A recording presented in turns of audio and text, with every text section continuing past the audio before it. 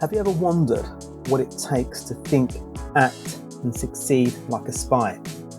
Prepare to uncover the secrets behind one of the most intriguing professions in the world. In this episode, I'm joined by JJ Brun, a former military intelligence expert and contact handler.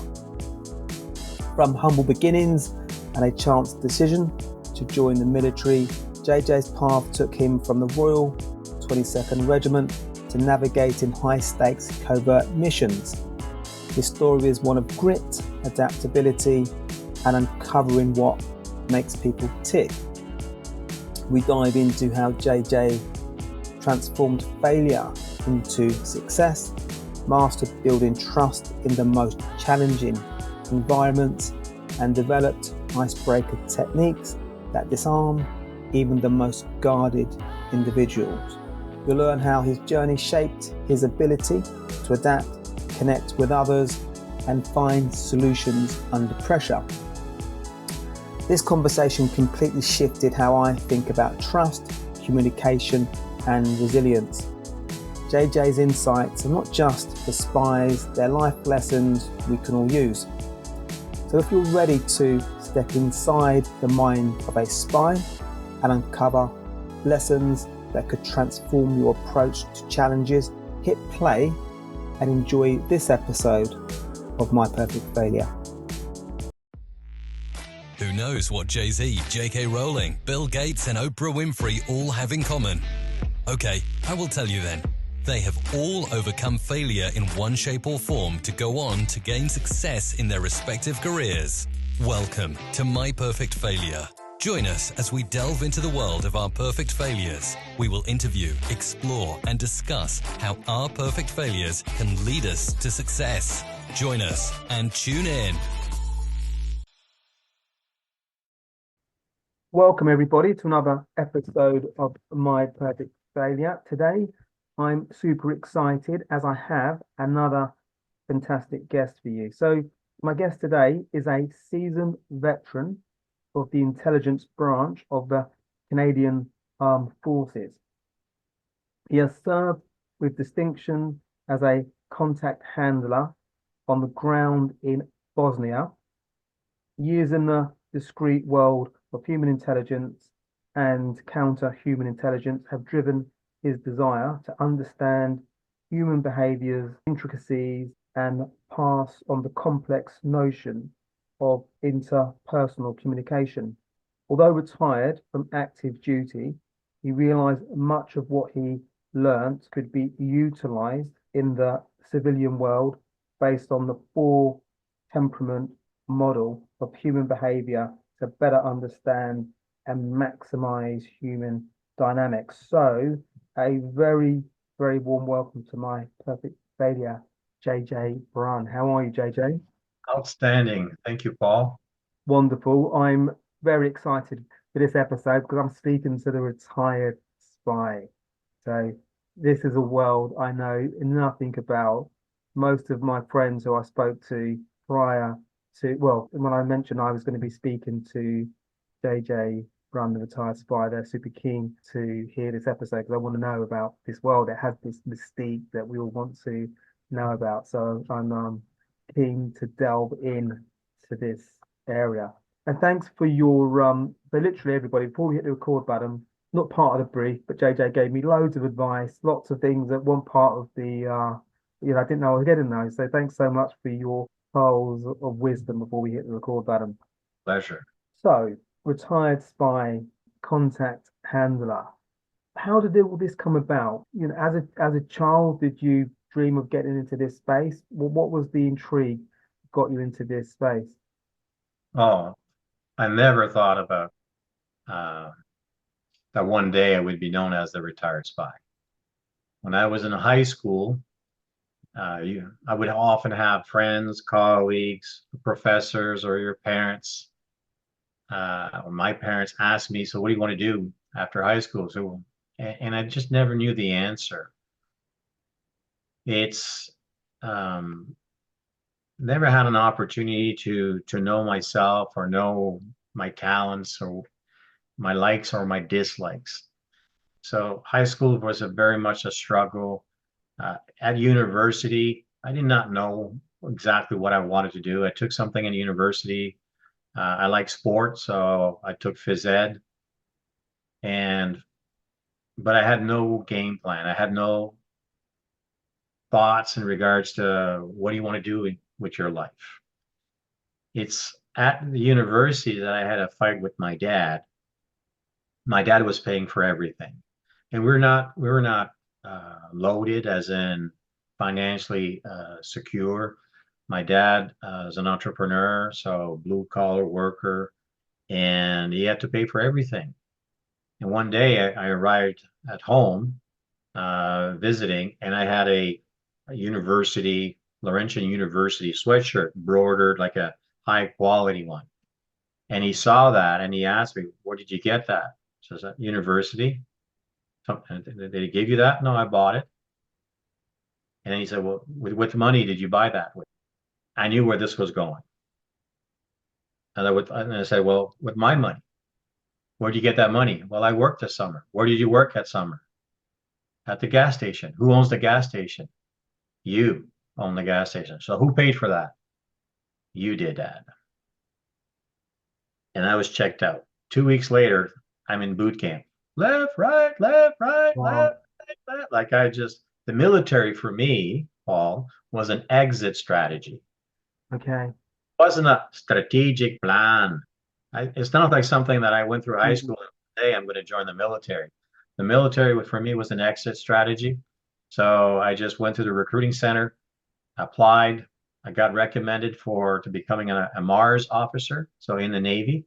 So I got sent for an interview in Halifax. So that's on the East Coast of Canada. In February, it was very cold. They paid for everything. They paid for my flight, paid for my meals, my accommodation. Then we toured the whole naval base, and I was not impressed, my friend, because the ship, they were all rusted. It's full of ice. It's cold. It's metal, and it just does not look like, can that ship come back?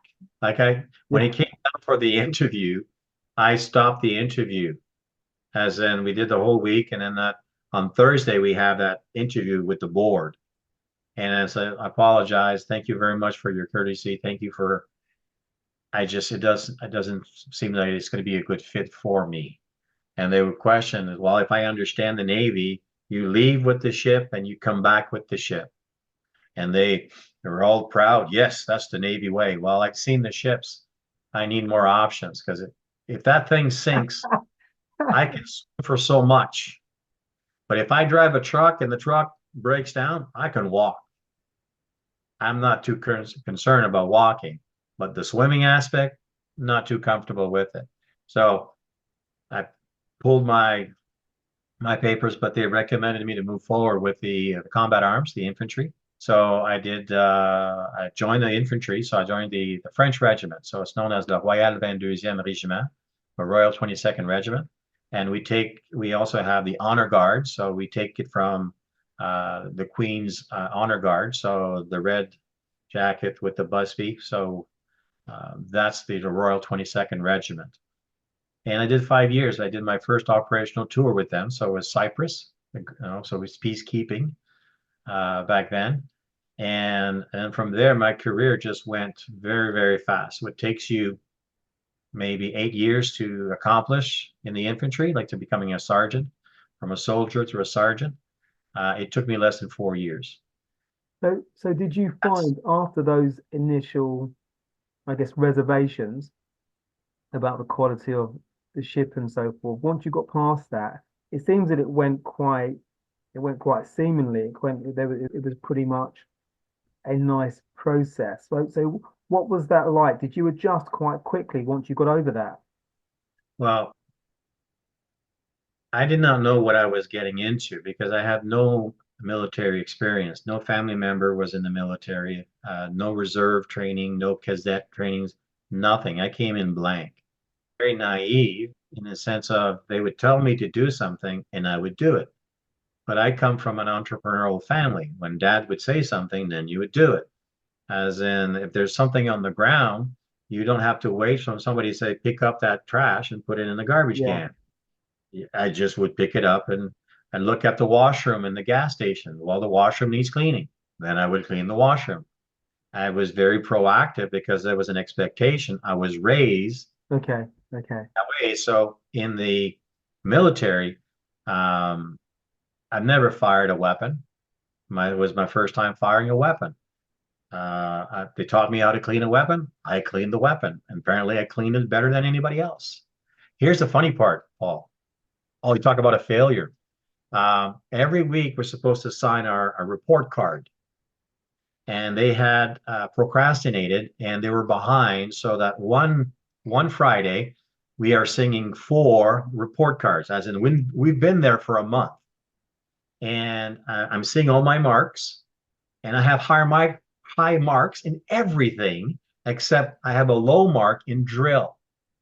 And I'm looking at this and I'm like, drill. And I'm like, I can't remember any courses that we had on how to use the drill. What kind of drill? How can I get a higher mark in drill when I don't even remember taking a class on drill? And I did something that you don't normally do. I asked a question to the instructor. I challenged, or the instructor felt that I challenged him. And he thought I was messing him up.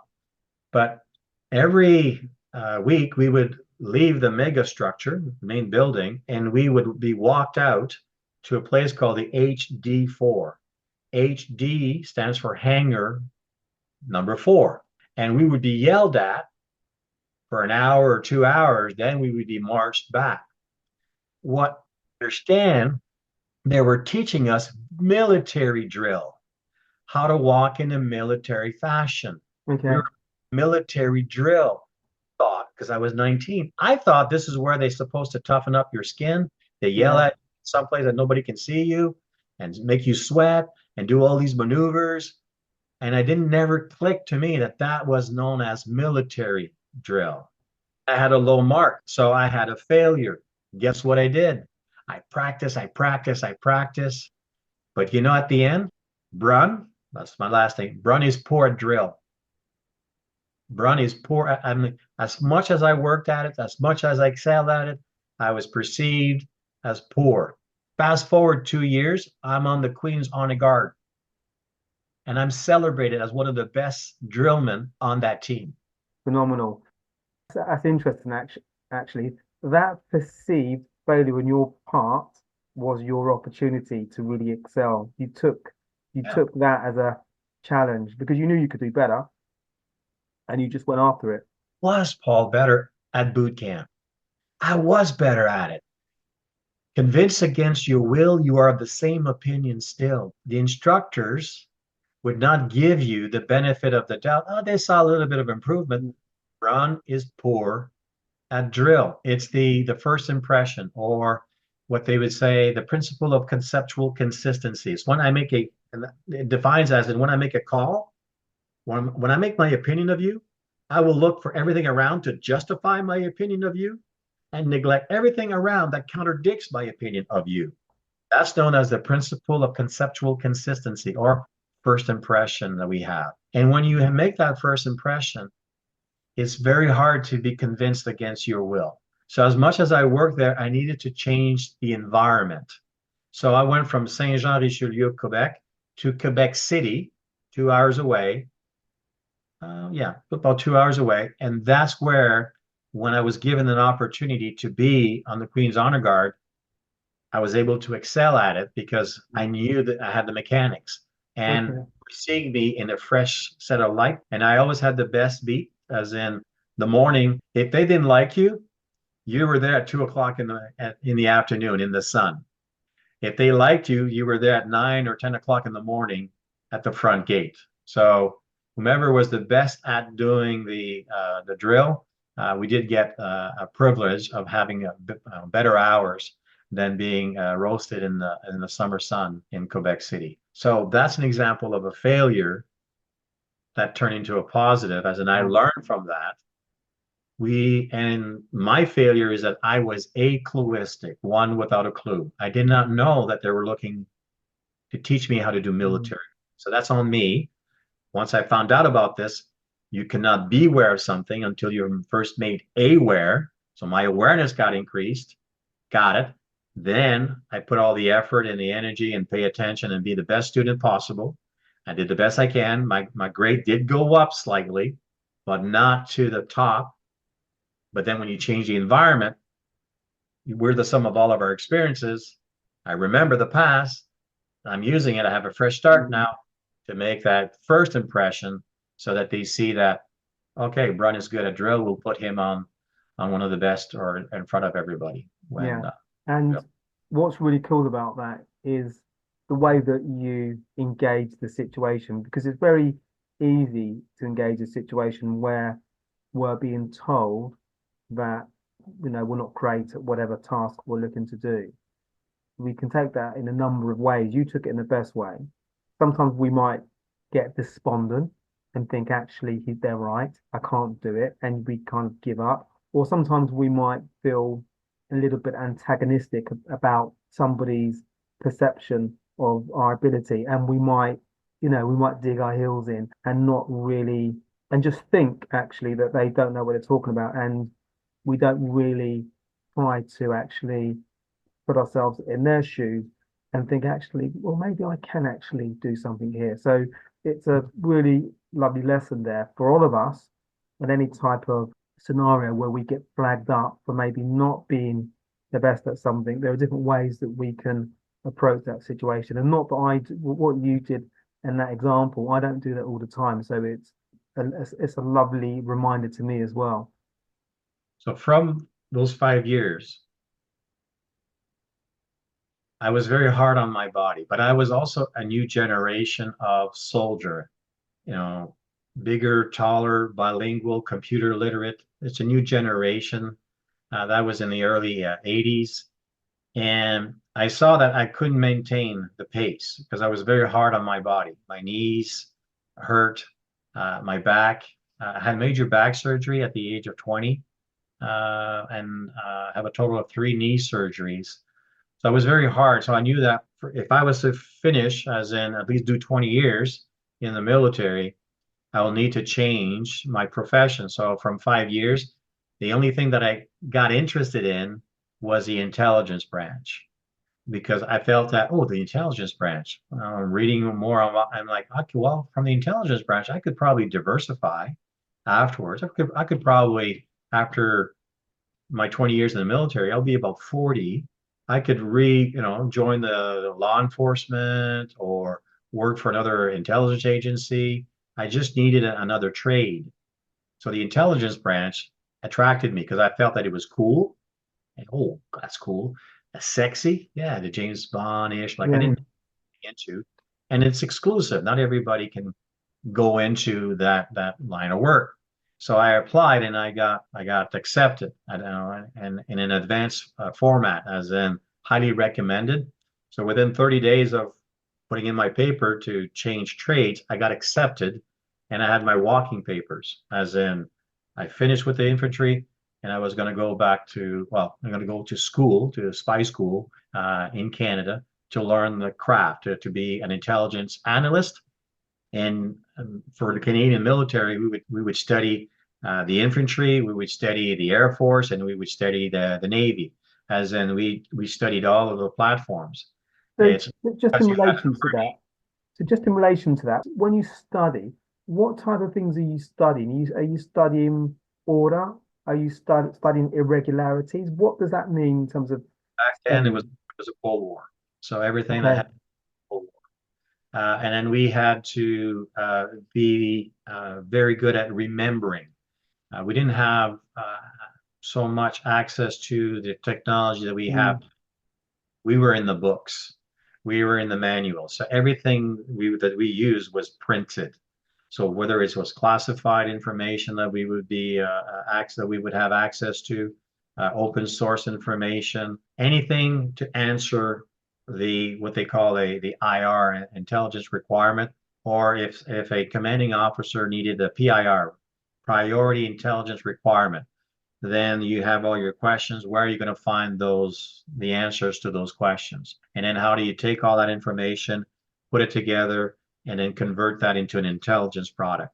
So there's a whole series of procedures that we go through, from gaining all that information, collecting, analyzing, and then it converts into an intelligence product. So for me, it was an eye-opener. The class average, just to say how motivated we were, the class average was 91%. Is that in terms of doing tests? As in every test that we did, and we did like a lot of tests, January, February, March, April. Yeah, that was 4 months at spy school. Every test at the end, when we were graduating, the lowest mark was in the 91%. As in everybody, if you had 98 on a test, people would chat or chip at you and say, "Hey, Brun, you're lowering the class average." Yeah, a lot of pressure. Tested by 2, like 89 is pretty good, you know. It's like, no, I never got an 89 in high school. So, but it was a big awareness. We had to learn everything by heart, and it was the Cold War, so we studied a lot of the Soviet equipment. So if you see this type of equipment, what does that represent? Well, if that equipment is there, that means there's a battalion of this. If there's a battalion of that, that means there's a regiment of this. We had to learn everything by heart. Today, it's no longer the case. Yeah, the technology. From there, because I was bilingual, I was sent to the National Defense Intelligence Center, and I saw the first Gulf War and the Oka crisis that we had in Canada at that time. So it was shift work. Did that for 2 years. Then I deployed or was reassigned to an Air Force base because I was French and they needed somebody that speaks French in Bagotville, Quebec. So if you know where Quebec City is, 2 hours north, it's one of our highest Air Force base.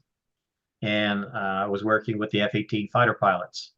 That was the time where I was volunteered to go on an interrogator course in the UK.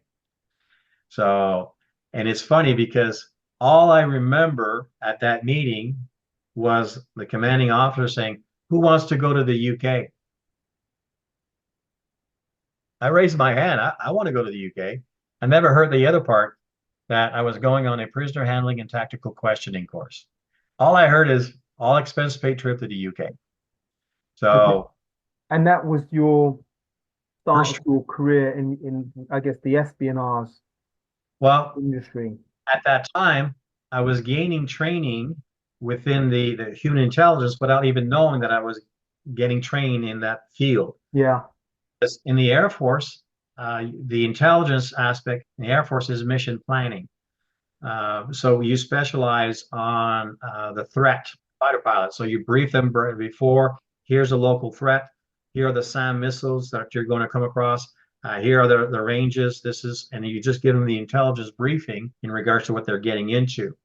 That whole interrogation, prisoner handling and tactical questioning would fit well when fighter pilots have to go through escape and evasion training. In the UK, on our interrogator course, 3 courses ran at the same time. The interrogator course, there was a course on prisoner handling, so that was the infantry, and the pilots were on their escape and evasion course.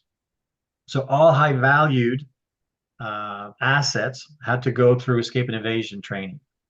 Here's the brilliancy of this. It's a 7-day course. So we're starting on a Sunday and it ends on a Sunday. That's a quick turnaround. That's an insane turnaround. It's go like, and when you've never been sensitized to how the Brits do training. I'm the Canadian coming into a foreign land. They speak English, but guess what? It's 5 different dialects. You really have to pay attention. Yeah. What? Like, it's just so many ahas, funny situations or failures. Yeah. Here's the thing. My first failure, not thinking that I was going to go through an interrogation. Okay, the first hour in the UK, you go in the classroom In the first hour, you'll be stripped naked, put into a cell, and then interrogated. And they do a hostile interrogation. It's 9 minutes of somebody, complete stranger, yelling at you, and you are in your birthday suit. You are naked with a complete stranger, so close, you're wearing his or her breath. You know what they had for breakfast. You're in over your head. They say, get dressed, get back in the classroom. That's the first hour. Oh, that was not on the agenda, but I'm going to be stripped naked. But here's the point of the Brits. They're brilliant at this. If you're going to be an interrogator, doesn't it stand to reason that you should know how it feels to be interrogated? That makes a lot of sense. Oh my gosh, I was student number 3. And they started debriefing all the students, what they were able to capture. And the instructor was, okay, student number 3. And he just goes through everything that he was able to capture. And I'm like, how did you know this? Like, he was in my brain, he was in my mind. And I'm like, I didn't answer any of your questions, yet you know exactly all of my triggers. How did you know this? And he attributed this to something called BSA, behavioral symptom analysis. The eye accessing cues, the breathing, my little macro movements. And he was getting ready for the second interrogation. I'm like, tell me more about this. I became a student right there. So that failure prompted me to be a student, to learn more about this, because the truth spoken is not as powerful as the truth that's been self-discovered. You could have told me the value of say, but until you've actually experienced it in an interrogation, oh my gosh. So just around that, so that interrogation clearly was something that you hadn't expected. And was that to give you guys I guess, some insights to what could happen to you guys when you go into the field, and if you were to be captured, this is the types of conditions you might face? Not so much, Paul, because that was a mild exercise. A 9-minute harsh is very mild. It was more for us to experience what the participant will be feeling or experience. Okay. It's more to Okay. put ourselves in the shoes of the other person. So when you are naked, you know, everything is cold. You're walking in cement. It's cold. It's like, oh my gosh, and you're bombarded by shock and awe, and that you're reacting. You cannot not communicate. You're going to be releasing a lot of clues and cues. So in NLP, neuro linguistic programming, which BSA takes its roots in NLP. So behavioral symptom analysis takes its roots in neuro linguistic programming. And in there's so much content and information, but you're not wired to lie. When you do lie, you release clues and cues, and they call it leakage. Some people, their ears will turn red because the blood will go through the extremities and look for an exit strategy. Some, their lips become bigger, their nose, and because it becomes a little bit bigger, there's a higher increase of blood flow. Now they rub their ears, as in because it's itchy, rub their nose. So you have to look at and find a baseline, as in what's normal for this person. And then when you put them in a state of anxiety and stress, what are the triggers, and to see if there's any micro leakage. And then you just target that and you move it. But when you're naked, anything on you, they play with.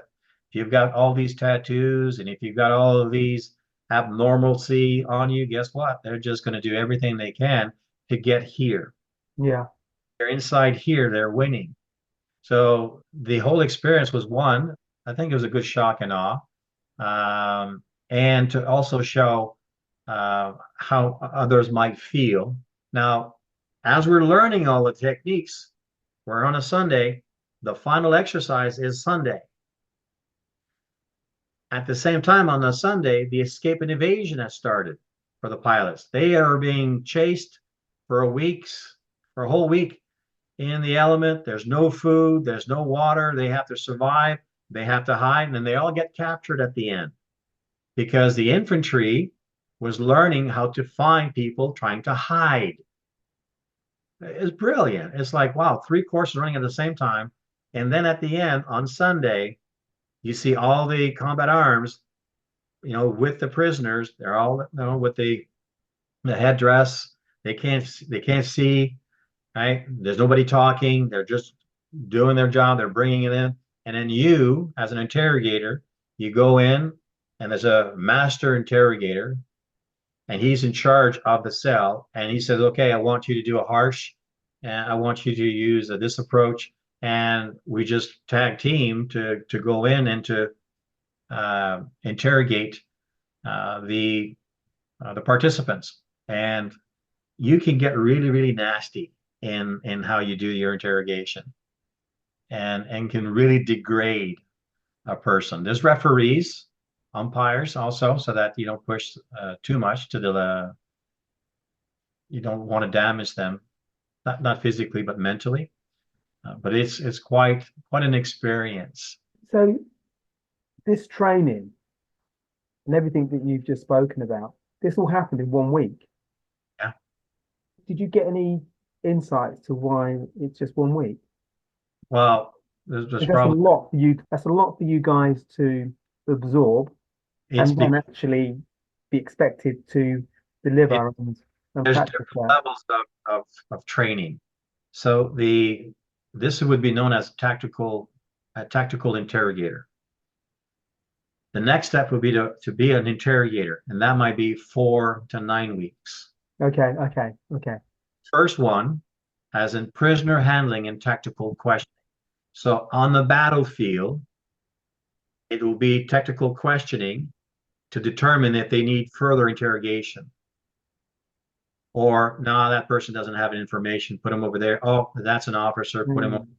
Oh, they had access to this. So it's prisoner handling and tactical questioning is their first level of filters that you go through on the battlefield. That's where I'm coming in. That's why it's only a week. And the fact that it's multicultural, as in we're invited, doesn't mean that the UK opens up everything at 100%. When we went on the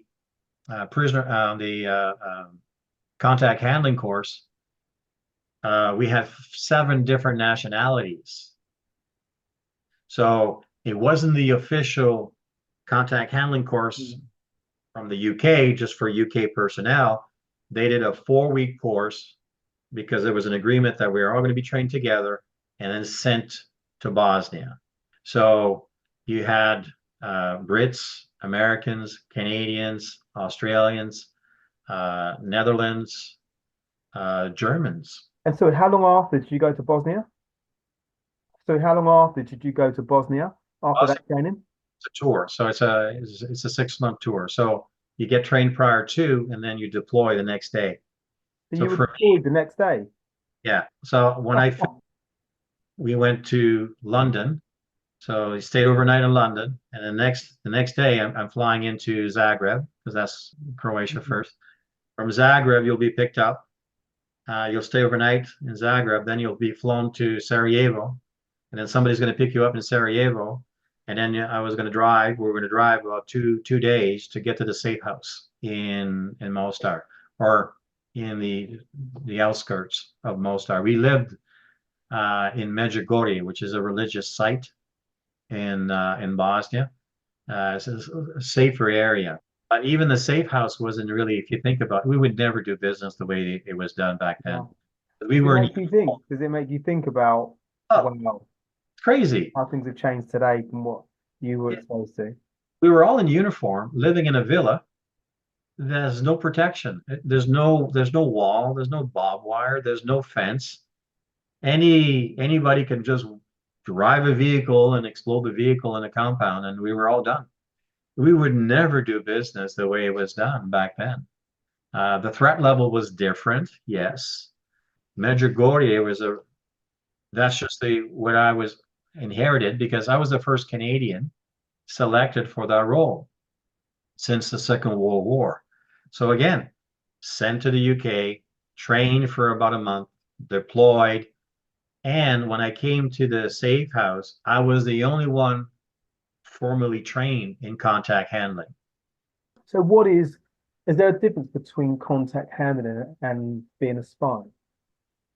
Well, a contact handler is a person where he or she is sent into a hostile environment. war zone, where he or she has to cultivate sources, build relationships. You have to cultivate sources.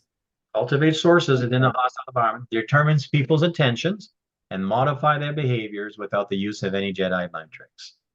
Bottom line, you have to go in a hostile environment like a war zone and build relationships by design and not by chance.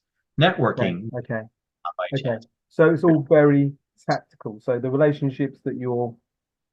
So do you get scenarios where you might develop?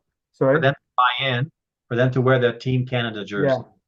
Because at the end, they're going to be an informant. They don't know this, but they're going to tell you, inform you what's going on their terrain. At the end of my tour, I had over 100 eyeballs working for me. Or 100. They didn't know. They know. Okay. You're in uniform. Yeah. Call it discrete operations. You would just be there. You have a cover story. You provide your cover story, and if you're there on behalf of General so and so, just to and if you have anything of concern that needs to be brought to the attention of General so and so, it'd be my pleasure to sit down with you for tea or coffee, for you to have a voice. Like, you make yourself available, accessible. But there's ethnicities in there that they knew exactly who you were and what you did. So for those missions, when you arrive in a place like Bosnia, do you kind of like have a brief in terms of, this is the threat, this is the type of information that we need at the moment, and JJ and others, we really need you to engage these types of individuals because we need for this intelligent. Is there a lot of pressure to try and get, I guess there may have been moments that maybe are more pressurized than others where the intelligence is quite critical to maybe a next phase of a mission? The pressure for me would be self-imposed. My biggest concern, because being the first Canadian at this, selected or volunteered since the Second World War, I didn't want to be the first one voted off the island. In the States, they have a series called Survivor. Yeah, I've seen it. Biggest fear is to be the first one voted off the island. I did not want to be the first Canadian voted off the Allied Military Intelligence Battalion, as in, I got trained. Okay, now I'm going to work underneath a British leadership. And then it got converted into an American. So I4, implementation force, British led. S4, stabilizing force, US mission led. So I came in underneath the Brits, but I was trained by the Brits. So I fit very well there. I understood the mindset. I understood the work. Absolutely. And then they changed our cover story. And it's like, just because you changed the leadership, we can't change our cover story. We've been telling this to people. Now we're going to say something else. What are they going to think about us? So the culture, there was a change. The Brits, they work 7 days a week, 6 days a week. Okay. Does it get confusing because are you having to portray a different character, or are you yourself, but you're just doing your job? What's the difference there? Or maybe there's not. I was not the best at this, as in there's people that have the skill sets. One of my failures early on is reading or understanding people, understanding people. And I got trained the mechanics of a contact handler. What made me different is that I was studying personalities, the personas. Is there a different way of saying the same thing? Can you read people? And I didn't have a model of reference until I found one that I decided to invest and excel at it. So I'm a big believer that if you don't have a model of reference in understanding people dynamic, you will often find yourself at a disadvantage, whether it's in your personal life or in your professional life. Understanding that people don't do things to you. They do things to themselves. They have different needs, different expectations. Would you be able to discern one's preferred communication style? And I had that. I had my own system. Now I'm able to teach it to others. How do you establish and maintain rapport with people across cultures? Every time you interact with people, you'll either complete or compete with the interaction. You and I, before the call, we made a connection.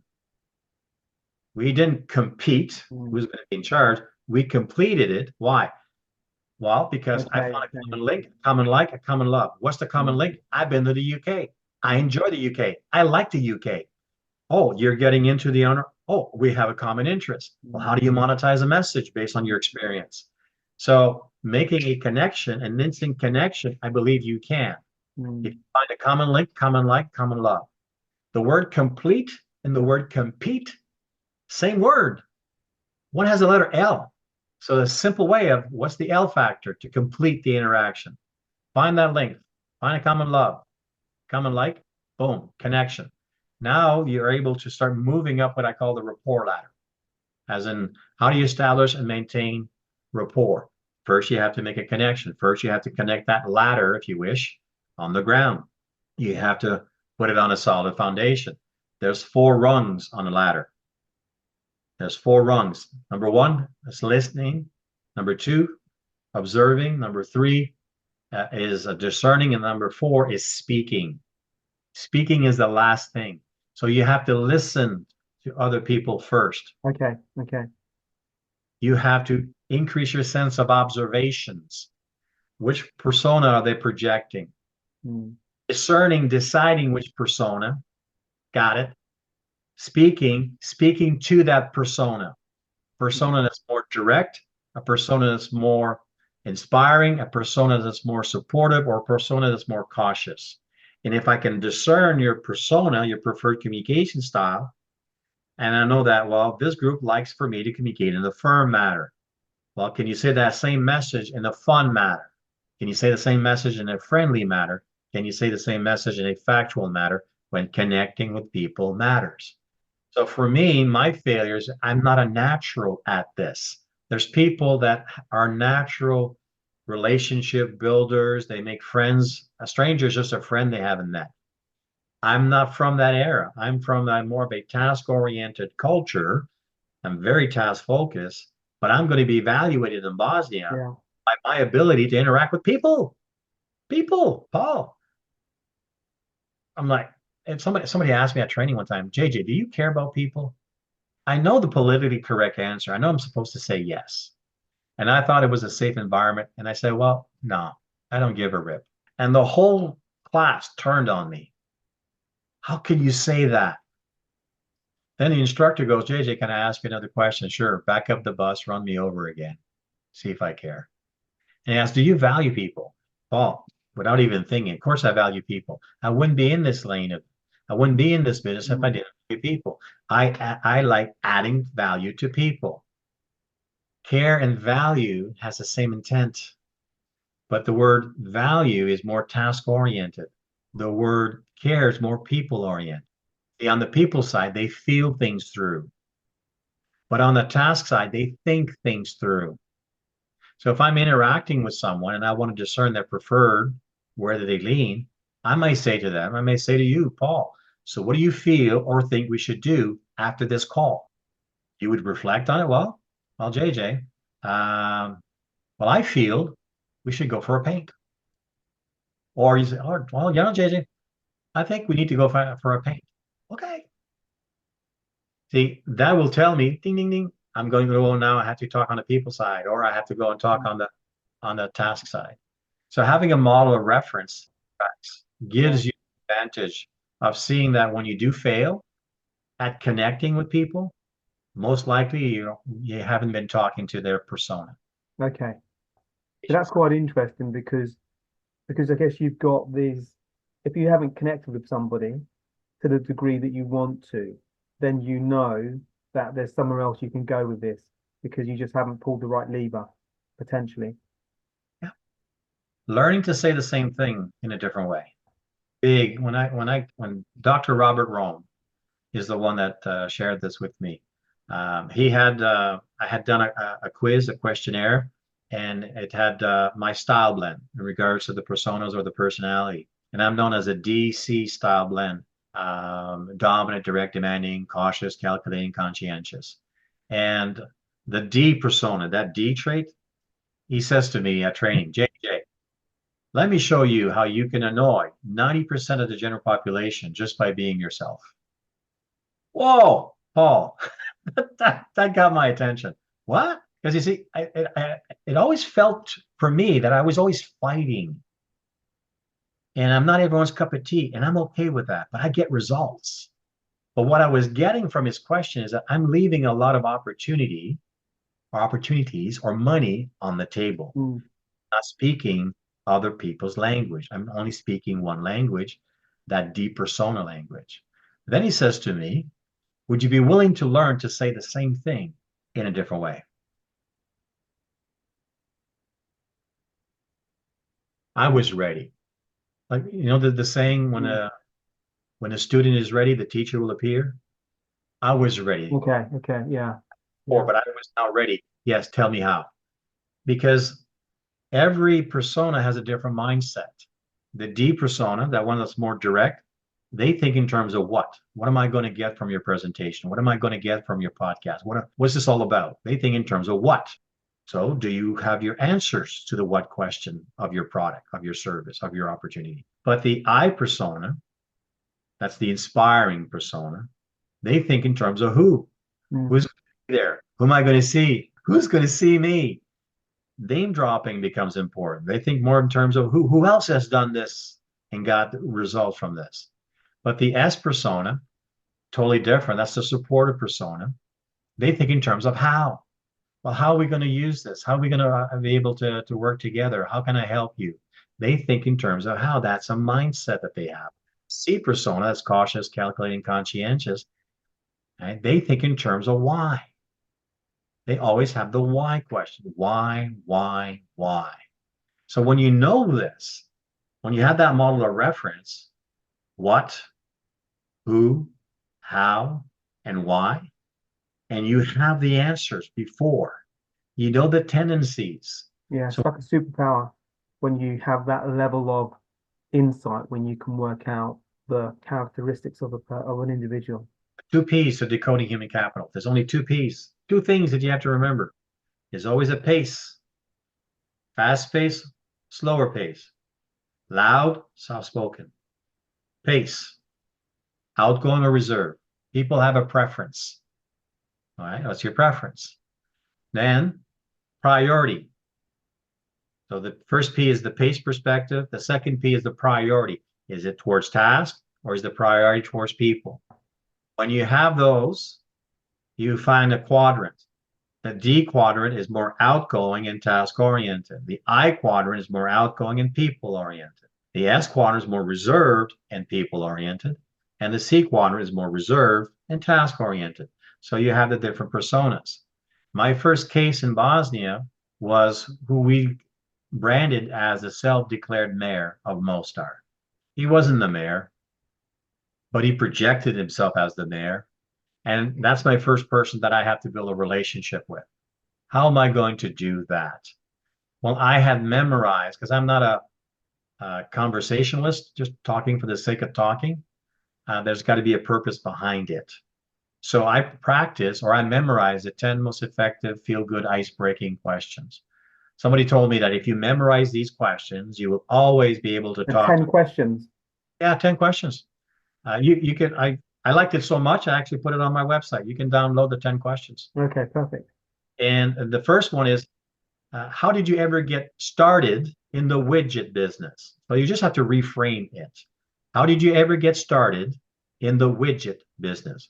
So when I met that self-declared mayor, I said to him, I'm just curious. Those are 3 powerful words. Subconscious mind stays open. I'm just curious, Paul. If I do that and I come in, what happens? Ooh, you're zoning into me because I'm about to ask a question. I'm just curious. I wonder what JJ is curious about. So with that self-declared mayor of Mostar, I said, I'm just curious. And you saw that he came close to his desk because we were using an interpreter at the same time. How did you ever get started? How did you ever get interested in politics? That was my question. How did you ever get interested in politics? So how did you ever get started in the widget? So I just reframed it. Yeah. I'm just curious, how did you ever get started or interested in politics? If you ask that question with the right tempo, right tone, the right timings, people will talk for 10 to 15 minutes nonstop. He did not. He spoke for 5 minutes nonstop. He didn't get the same class that I did. Okay. 45 minutes of blah, blah, blah, blah, blah, blah, blah. Because people like to talk. Find the hot button. I don't know what he said. I remember his first statement, though. Well, you know, I am an educated man. So that means that education is here, low education is here. I wanted to be respect for that. And when you get into these conversations with these guys, the way that they engage you. Oh, there's a purpose. And so is that great for you because you're using that as leverage. As leverage, and how that, so you know how that relationship's going to go because everything that they give you is insights. It's your almost your playbook for how you're going to engage with these guys. I would let them know that I don't need them. If you don't talk to us, I'm going to go talk to your competitor. And then we're going to get their side of the story. And they will then gain favor. And you'll be left in the back. Your voice matters. If you want your voice to be heard, we make ourselves available. Now, that self-declared mayor of Mostar had an agenda. Why was he meeting with NATO? Why was he meeting with us? Well, the real mayor, he wanted to push down and he wanted to elevate his position. NATO talks to him, not to the real mayor. I have co-authored 5 books. I first got published in Bosnia. That self-declared mayor wrote my cover story and published it in the local newspapers. Yeah. And told where I lived in Medjugorje.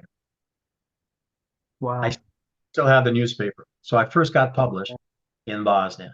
He was using it to elevate his position and minimize. Yeah. So there's a reason. Everyone has some are just open-hearted. They just want to help out. Others, they might have an agenda or a hidden agenda. This is where you use an acronym to build a relationship, the acronym FORM. F is for family, O is for occupation, R is for recreation, and M is for message or motivation. So you would ask questions on their family, you would ask questions on their occupation, question on their recreation, their hobbies, and that will help you discern their personality style. Okay. Did you ever get a scenario where I wrote this down, so I wanted to ask you before. Well, I just wanted to ask you during this conversation. So, yeah, so I had a question around. I wrote this down. Did you ever have to be mindful of people maybe giving you the wrong information? So, that ever happen? Oh, absolutely. And would that be deliberately? Sometimes you would get what techniques did you employ to be able to work out they're being authentic, or actually they're shoving me down the road somewhere over here where that's obviously not going to be very helpful at all? Well, from the acronym FORM, right? So as in you're getting what we would call the tree of knowledge. You're just getting a lot of information on them, their family, occupation, recreation, motivation. What is the possible motivation for them to talk to you? Like you're asking yourself that question. Now, M could be used for message. I want to leave them a message of goodwill, of a message of I'm here for you, a message of how to assist in any way possible. We never promise them anything. We don't promise. We don't give money for information. It's just it's very unopen. The M in regards to motivation is asking yourself, why is this person talking to us? So when that self-declared mayor of Mostar published my name and my partner's name in the local newspaper and where we were living, that turned into a big problem. So when our boss and our organization looked into this, they came to the conclusion that he was looking to elevate his position. NATO talks to him and not to. So what was decided that everybody else that was not a Croat, because the self-declared mayor was a hardliner. So his ethnicity was Croatian, but he was more from the old Soviet Union.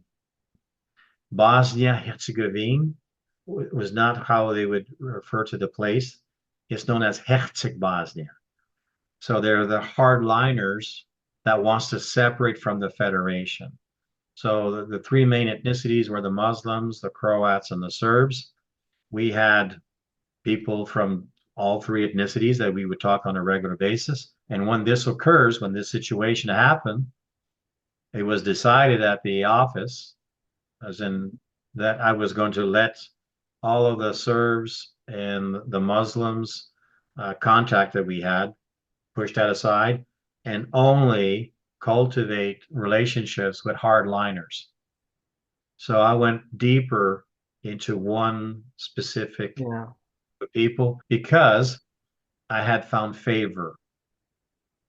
They believed, because my name is Jean-Jacques Joseph Brun, so I'm French Canadian, not from the province of Quebec. I was born and raised in Northern Ontario, and Northern Ontario is very much French. They felt that I was from Quebec. They thought that I wanted to separate from Canada.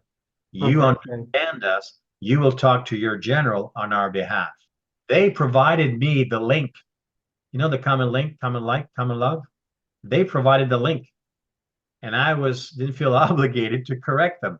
I got the maple leaf tattooed on my chest in case you find me, so that you know that I'm not an American and I'm a Canadian. Send me back home. And it worked to my advantage there, and we just went deeper and deeper and deeper with those relationships with this certain group. So motivation plays in. There was a group that would, because they lost members during the war through the, let's say it's a Croat family that lost members and they were blaming the Serbs. Well, there was an area that you could see clothing and that the earth had been moved. So there's probably a mass grave. That was beyond our area of responsibility. It was very, very sensitive. But the person that was talking to us, saying that there was a river and the water is poisoned, the water is contaminated. And they were making the issue, the water's contaminated because of this mass grave over there. You know, it's a mass grave, and they put this, and because of the mass grave, the water's contaminated, and they're trying to connect the dots with the mass grave. But if you go a little bit higher up the river, you find there's a restaurant, and the restaurant has a fish farm. And where you're supposed to have maybe 1,000 fish, you have over 10,000 fish. And the fish were sick. The contamination was coming from the fish farm and going down the river. So in regards to a certain ethnicity, wanted to connect those, or you had to make sense of if it's truthful or not, you find ways to asking better questions. It's the power of the question. For me, what I would to difference between the two, as in, is this worth reporting or not? I would ask someone, is this your opinion or your belief? And so, well, everyone has an opinion, but people will go to war over a belief because it's a conviction. So that helped me to distinguish between the truth or where it leans a little bit more, because they would take action on a belief, on a conviction, but not necessarily on a preference or on an opinion. So when you're not sure for 100%, you ask a better question that you need to ask, and then eventually you want to get to where you need to go to. And I guess at that point you get to a point where maybe you don't trust them. Maybe that's a different question around trust, but you get to a point where you're satisfied with this particular individual you're dealing with because you've asked the right questions. Trust is interesting because there's certain personas that trust is earned. Before I can do business with you, I must first trust you. So based on action, based on proof. But on the other side, trust is given by faith. I believe that you have nothing but the best interest. Once I like you, I'll do business with you. and then they will trust you with their personal information. On the task side, once you've earned their trust, they will see that you have value and they will want to build a relationship with you, a professional relationship. So on the task side, trust is earned. Once it's earned, a relationship is developed. Then it will move to rapport. On the people side, relationship comes. Then once they like you, they will trust you with their personal information, which will then lead to rapport. That's where they switch. That's where they become pro at providing information from your question. Rapport is the highest state of relatability between two people. Is there any importance in terms of who trusts who first? Is it more important that you trust them first or they trust you first? It would be for them to trust me first. Okay. As operatives, we never trust. Really?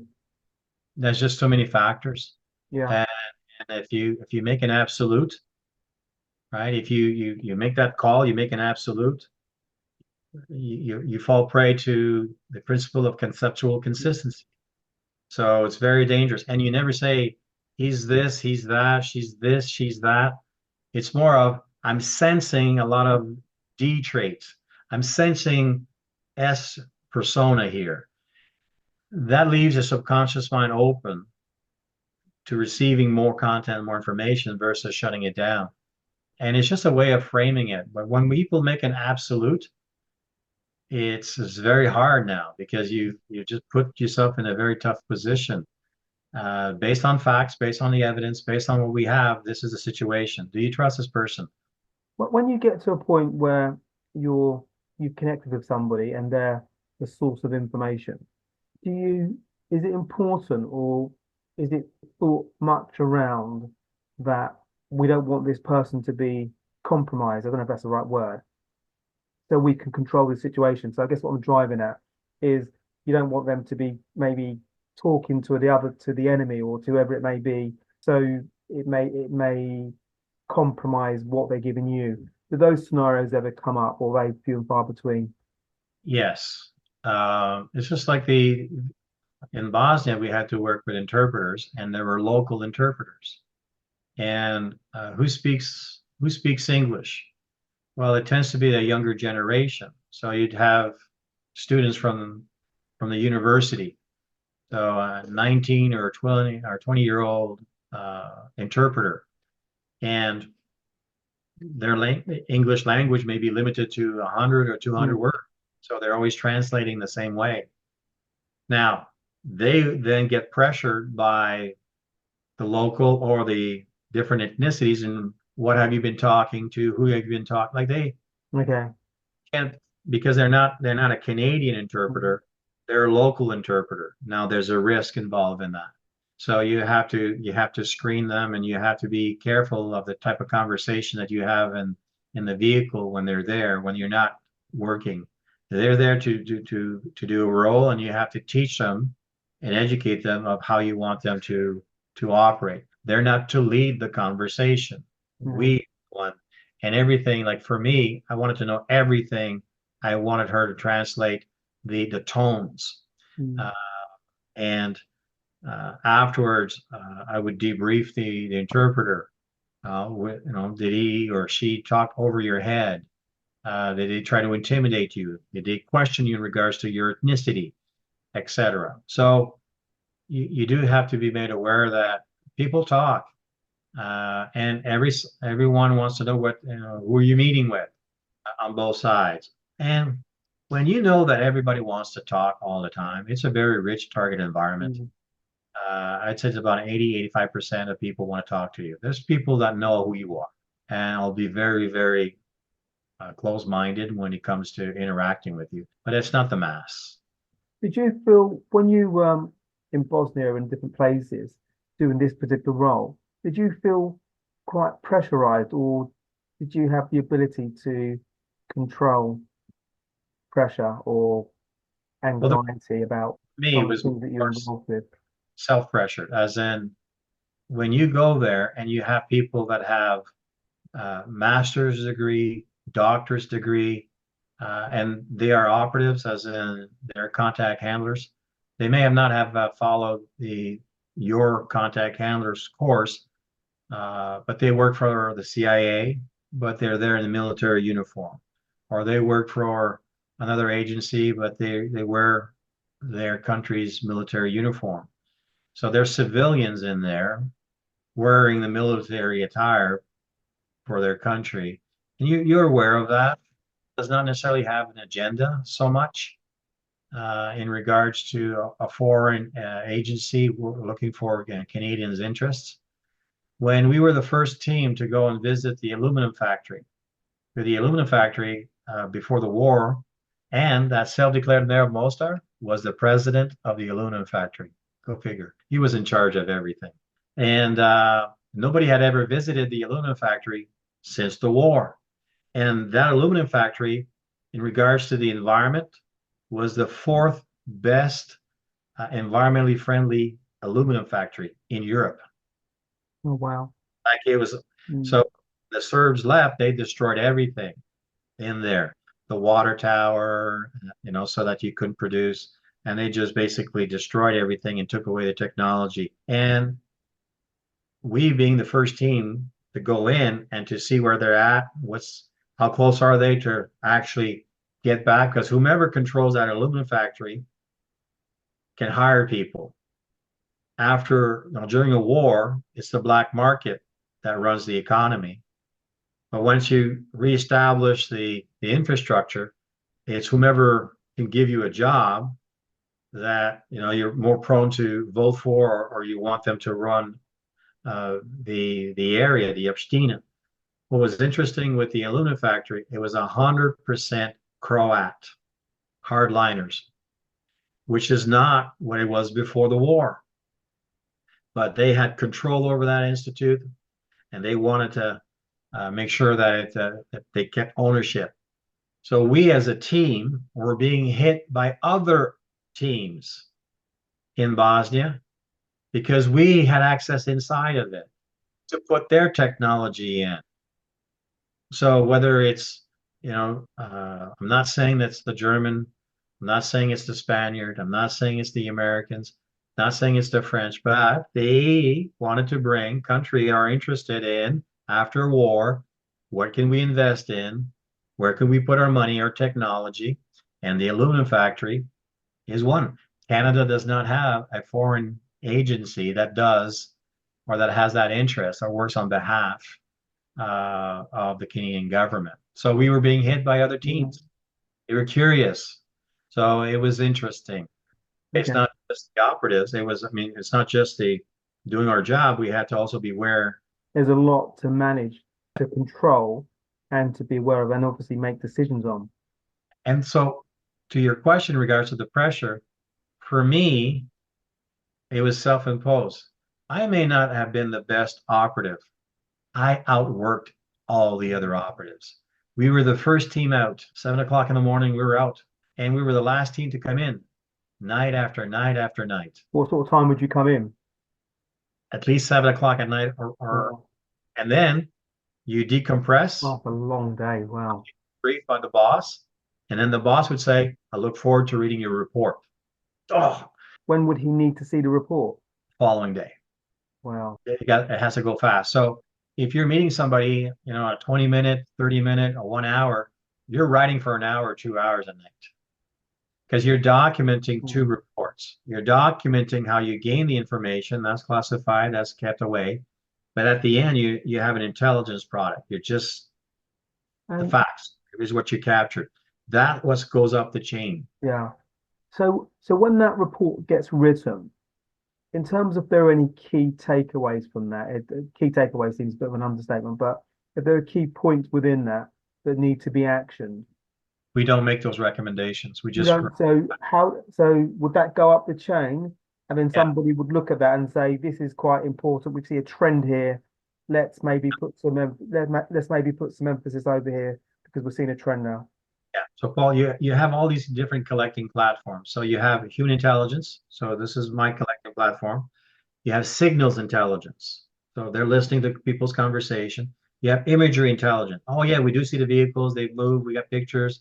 You have all of the different collecting platforms out there. That's all they report, and then it's sent up the chain. Okay.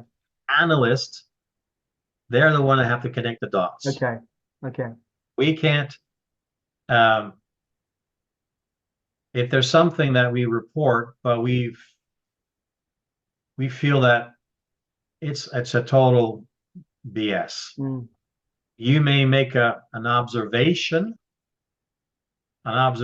of during this so and so projected a lot of, you making an observation, but the recommendation, they're the one that has to do the analysis. It's not our job. Our job is to report. Okay. Okay. Lovely. Lovely. Okay. We're getting toward the end now, but I've got a couple of questions, if I may. So one is around human behavior and DISC. Might be different things, but now you teach people, you've got loads of amazing courses. What's the kind of connection between, or is there a connection between the world that you existed in where you were a contact handler and a lot of the skills that you had to become an expert in to some of the DISC work and the human behavior work that you do for, I guess, clients from a whole spectrum of different industries? It would greatly enhance contact handlers. I mean, the contact handler course would be greatly enhanced by introducing the Four Temperament model of human behavior. Yeah. So I'd love to hear about that, the Four Temperament model. Because that's sort of like the official term. Often people will refer to it as the DISC model. So it talks about the four quadrants, the pace perspective. You know, we have a preference for things to be more out, more reserved. Not a problem. That's easy to see in people across cultures. The priority task versus people, that's easy to see, again, across cultures. In psychology, it's known as the wellness model. It doesn't look at deficiencies. It looks at the traits under control and out of control. When they're now grounded, how it tends to manifest. So you are at a disadvantage if you don't have this. Here's an example. We failed a student that went through the whole course as a contact handler, went through the whole course, had the mechanics. And that person was failed because he could not project empathy. This person was a C persona off the chart. Like, he was smart, educated, had the mechanics, professional, and got things done. Great report writer. Like, he passed everything.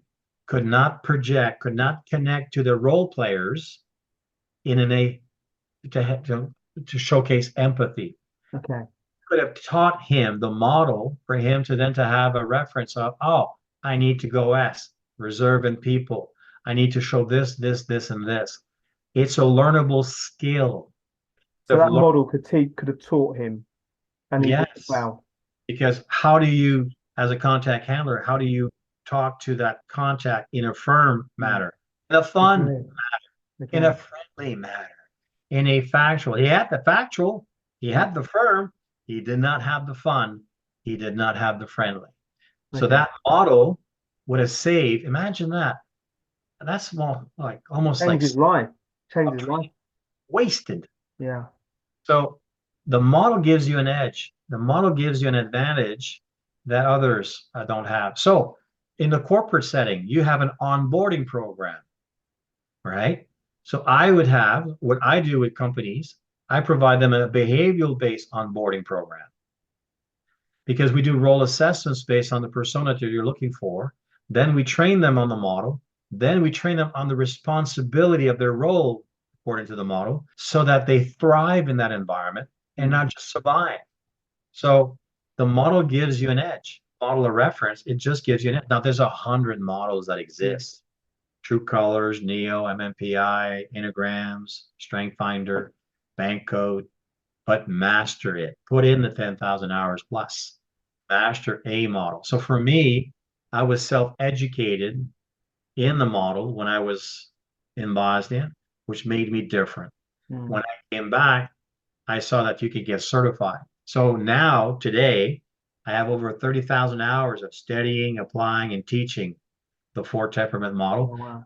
An executive master trainer. So I train people to becoming a consultant, and I train people to become master trainers and basically train or certify people on behalf of personality insights globally. So it's a great tool. Now, if somebody wanted to know about the model, go to the website, get a free course. You can register for a free course on the art of interpersonal skill sets and see if it's a fit for you. Before you do, you can actually do the same place where you can find the 10 most effective feel-good ice-breaking questions.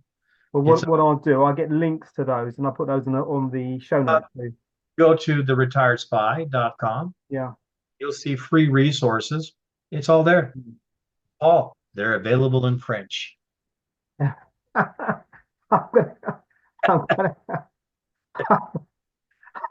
It might take me a few years before I can take them in French. I'll stick with the English for now, but if we've got any French listeners, it means you've got two options. You've got the English and you've got the French. French and English, because in Canada we have to have, if you're going to be working with the federal government, you have to have a bilingual website. You have to have bilingual resources. It's a bigger investment on our part, but it's how you can stay connected with us also. There's social media. So if people want to contact you, obviously we're going to put the links on the website, but if people want to contact you directly, what's the best way for people to find you? retiredspy.com. Okay, so just go to the website. Yeah, there's a button in there, book a call with JJ. Okay. Click that, you'll see my website, calendar. Okay. And from there, you get a complimentary 30 minutes, whatever you want to talk about or you have questions. This way we can have quality time versus just sending out an email. And we're going to get a Zoom conference call. Okay, lovely. Well, there's a wealth of incredible insights that people get access to. And it's phenomenal just listening to you, the way that you're able, what you've learned and become an expert in over the years, just in terms of human beings, our behavior, the way that we communicate, the way that we don't communicate, your ability to ask questions that can get to the core of what you need to understand, or the core of developing a relationship that you need to develop. And I guess for your job, when you're in Bosnia, in quite extreme and sensitive conditions, so it's remarkable to me that human beings can develop those skills. So that's very insightful and inspirational. So thank you so much. But I do have one question left, if I may, which is the recurring question. So if you could invite 3 inspirational people for dinner, they can be a liable part. Who might you invite? I'm just curious. It would be cool for me to have, I don't know about the audience, but it'd be nice for me to have Jesus, because when he picked the apostles, right, the personas, because I decode human capital. There's a series called The Chosen, and I'm enjoying looking at the apostles and their different styles, because there's the 4 temperament styles in there, and it's just amazing me. And I'd be curious, because I'd like to know if that was intentional. Jesus is a good start. I would say Jesus. I'd like to sit with Mandela. I haven't experienced what he's experienced. Being a French Canadian and tolerated, not celebrated, I used to fight a lot with Anglophones in high school. The Anglophones would control one side of the high school, and we would control another side of the high school. And at night, we would meet in the parking lot to 2x4s and chains, and we would go at it. Wow. But it's not in anything compared to what Mandela went through. I would love to be able to even visit South Africa, visit where he was held, understand his mindset. You see, there's a lot of country, and I'm just amazed by his vocational direction. As that, when you talk about your message, he went through a lot of messes. Yeah. I'd be interested in Mandela. I've read a lot of books on him, on leadership, saw documentaries, and I'd like the one-on-ones. Canadians, we have an affinity with Mandela because he's a citizenship. He got the Canadian citizenship. and Brian Mulroney, when he was the Prime Minister of Canada. He was the first one to get everybody to stop apartheid and Mandela. So I would like to have my one-on-one. I'd be curious to see what he eats. And then I would say it would be my grandfather, Louis Brun, because I didn't really get a chance. I was always afraid of him when I was a kid. He died when I was a very young age. And the more I learned about him, the more of the entrepreneurial, because he went from where he lived, he went from Quebec all the way to Ontario, and he started with nothing, and built a whole and became a key influencer in the village, and protected the French language when he was there. And I just never connected with him. I never had a chance to talk to him because I was 7 or 8 when he passed away, and he would scare me because his skills was different than my parents and then my skills. But I would like to know him more. Yeah, it sounds phenomenal. Yeah. That would be an amazing dinner, a very inspirational dinner, and yeah, the mind boggles. To break bread. Sorry? To break bread. Oh Jesus! Am I passing the table? Yeah, the mind boggles at the conversation. It would be pretty phenomenal. It'd be interesting. JJ, this has been phenomenal. Actually, I've really enjoyed. So this was our first conversation. So we hadn't spoken before, but really enjoyed the conversation. I was excited to learn more about you and the spy industry, and I didn't realize I was going to learn so much about the communication, behavior, and the different techniques that we can use to elicit rapport, trust, and a whole raft of other things. So thank you so much. It's been a pleasure. Oh, it's been my pleasure, sir. All my failures in the battlefield, right, I can now use in the corporate. I guess 20 years in the military, and now I'm in 25 years as a sole entrepreneur. So pretty phenomenal stuff. Learn a lot from your failures. Yeah, absolutely. I love the title. Well, that's the opportunity, and this won't be our last conversation for sure. So we'll definitely stay in touch, and we'll definitely be having more conversations. So thank you everybody for tuning into this episode of My Perfect Failure. If you're listening on YouTube or watching on YouTube, please do subscribe. It really does help us grow the channel. And your feedback is most welcome. So we're keen to hear about the things you like and equally the things you don't like. And please do share this episode with anybody that you know that is really looking to develop their communication skills and their leadership skills. Please do let them know about JJ. And until the next time, take care for now. Bye. Thanks for listening to My Perfect Failure podcast. Be sure to visit www.myperfectfailure.com to join the conversation. Subscribe to our podcast on iTunes or Google Play. Look out for our next episode.